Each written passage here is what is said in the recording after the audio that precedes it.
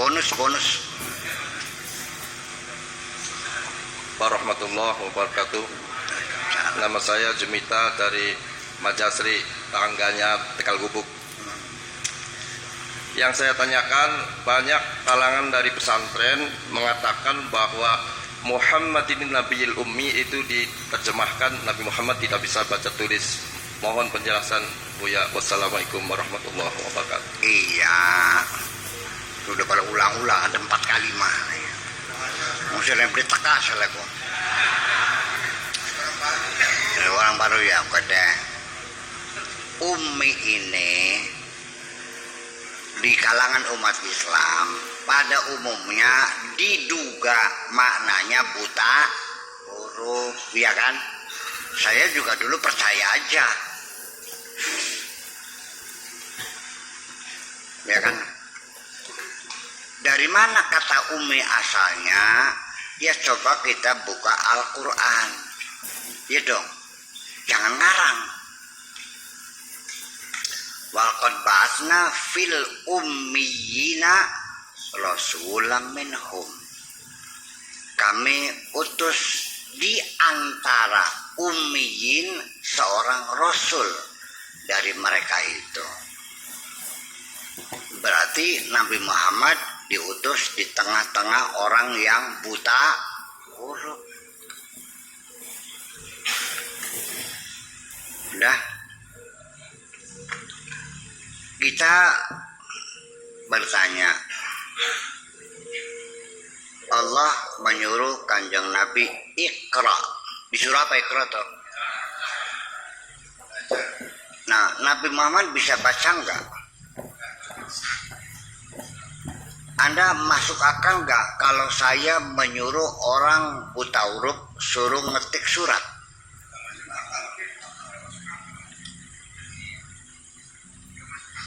Saya sebagai manusia saja tidak mungkin orang buta huruf saya suruh membaca.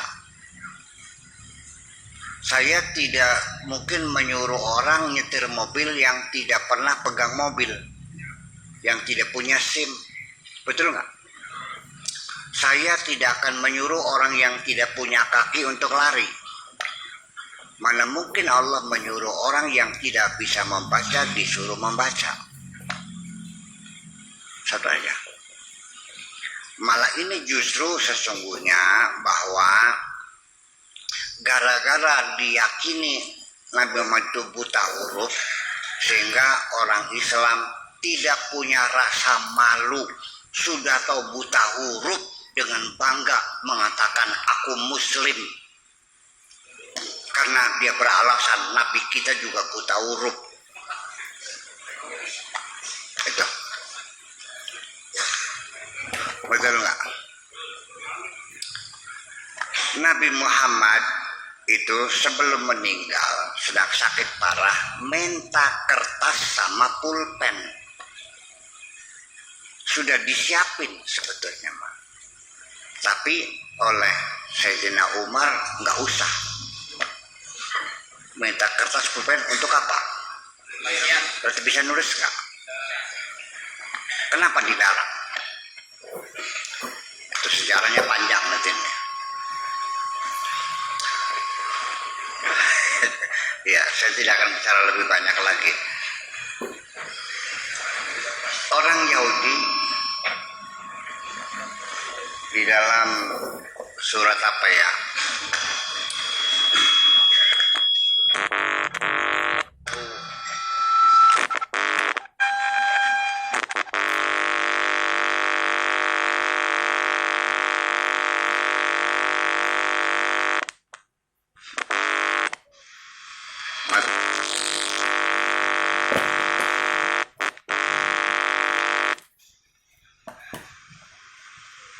Wa ma in ta'manhu bidinarin, kan gitu, yu'addihi ilaika madum ta'alihi qaima wa qalu wa ma lil ummiyina adaina min sabil. Kurang lebih begitu mananya. Kalau yang utang orang Yahudi bayarkan, tapi kalau urusannya dengan orang ummi nggak usah dipedulikan. Jadi kalau sesama Yahudi bayar. Kalau penduduk asli nggak usah, bukan orang buta huruf. Jadi ini artinya warga negara Indonesia asli, pribumi mana yang itu. Ya, oke. Tetapi kalau Anda memaksakan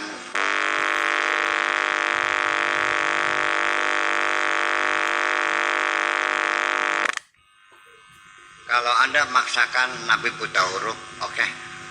Tapi harus dicatat dengan catatan kaki, footnote, catatan kaki itu, catatan bahwa kebuta hurufan Nabi tidak berkonotasi kebodohan. Paham?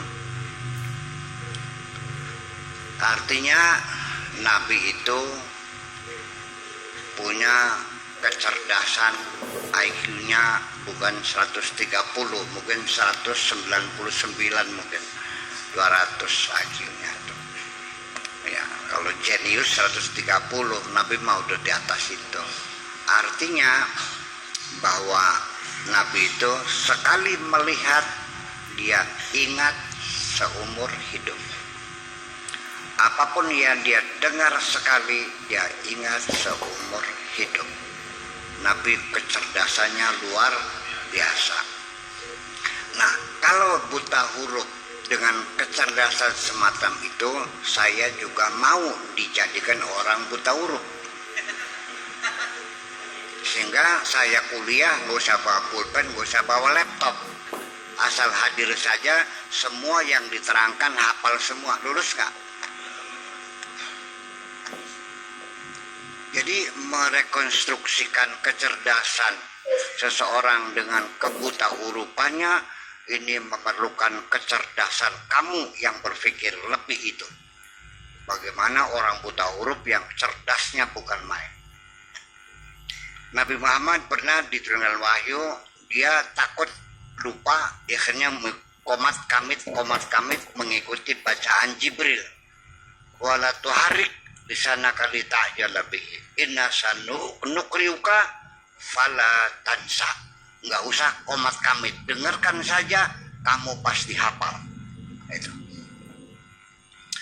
Jadi walhasil bahwa jangan diartikan bahwa Umi itu kebuta hurufan yang berkonotasi Nabi Muhammad orang bodoh.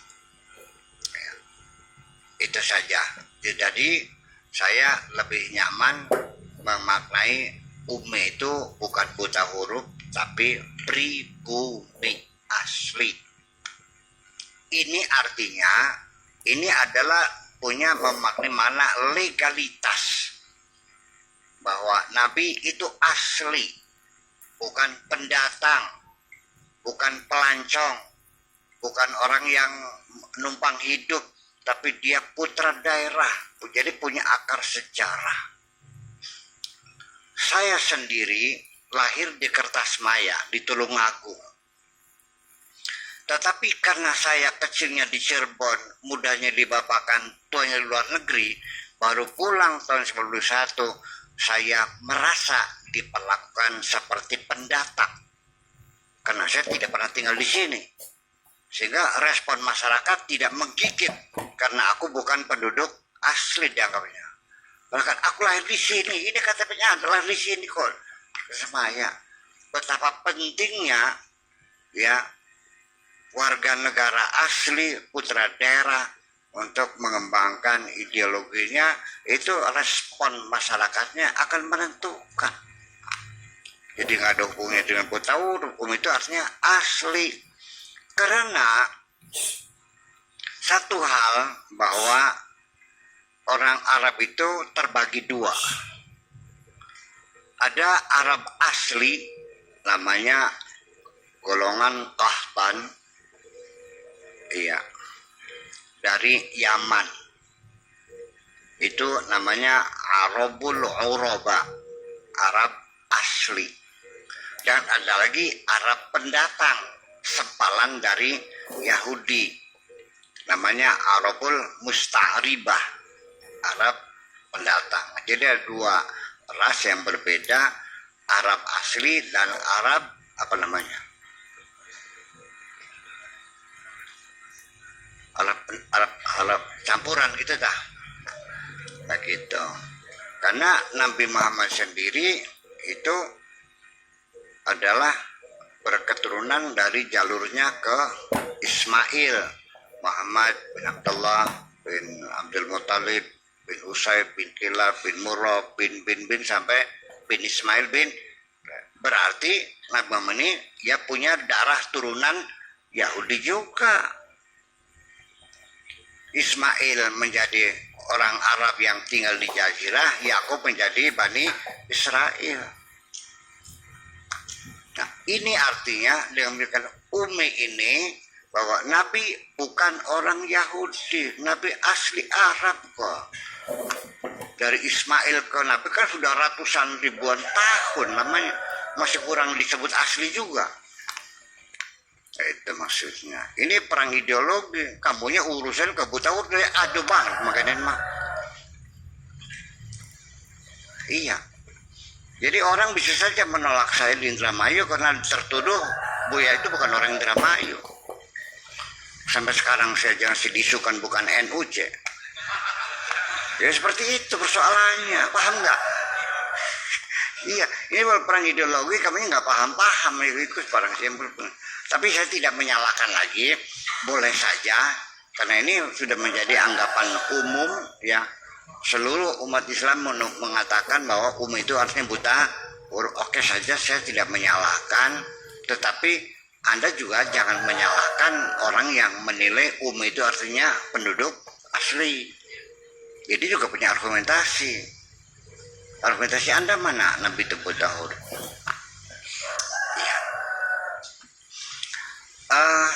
Apalagi begini, jadi apakah perlu untuk meyakinkan orang yang tidak percaya kepada Al-Quran adalah sebagai wahyu, harus dikokohkan bahwa ini wahyu asli karena Nabi buta huruf, sehingga bukan karangan dia gitu. Ini persoalannya, paham nggak ideologi ini? Apakah Anda membuat argumentasi bahwa Al-Quran asli wahyu bukan karangan Nabi, buktinya Nabi buta huruf? Apakah harus seperti itu buktinya? Apakah tidak mungkin orang itu cerdik pandai bisa menulis, tapi memang betul-betul wahyu? Saya kira untuk membuktikan kebenaran Al-Quran tidak harus dengan memposisikan Nabi orang buta huruf. Hanya sekedar mereka percaya. Orang tidak percaya, ya tetap tidak percaya. Wassalaun alaihim a'andartahum amlam tundirhum. Jadi argumen-argumen itu kembali kepada pokok dasarnya. Apakah itu artinya tepat sasaran atau tidak? Banyak laki-laki yang tidak setuju dengan pendapat saya bahwa perempuan harus bisa usaha, harus mandiri. Ya, barangkali dicerai dia bisa cari makan sendiri, barangkali mati dia bisa. Sehingga perempuan juga harus punya keterampilan, punya keahlian dong. Kecuali kamu tanggalnya di Arab di sana nggak boleh keluar rumah di sana teman. Di sini mah bebas dong. Jadi presiden boleh nggak? Jadi menteri boleh nggak? Ya, dikasih keterampilan, bisa usahakan gitu. Ada yang menyangkal kalau nurutin pakai sakul, waduh rusak nih. Orang perempuan kalau bisa usaha, apalagi hasilnya lebih besar dari suaminya, ngelawan yang laki. Ada yang begitu tuh. Bukti tuh, lihatin, yang kaya tuh ngelawan suami, ngatur suami kan gitu. Itu gara-gara ini. Apa betul? Saya bantah. Perempuan ngelawan bukan karena dia pintar usaha, memang watak dasarnya begitu. Betul nggak? Kalau dia dasarnya baik, biar kaya baik kok. Bahkan dasar ngelawan, melarat gak ngelawan gini kayak. Jadi kita di situ saya memahaminya, penafsiran apapun juga saya lagi pertarungan pemikiran. Itu dong, iya dong. Kenapa mereka memaksakan Umi buta huruf?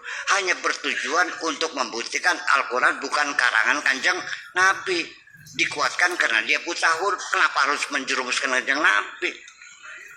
Itu aja kok. Paham nggak ngomongnya? Oke, yuk, assalamualaikum.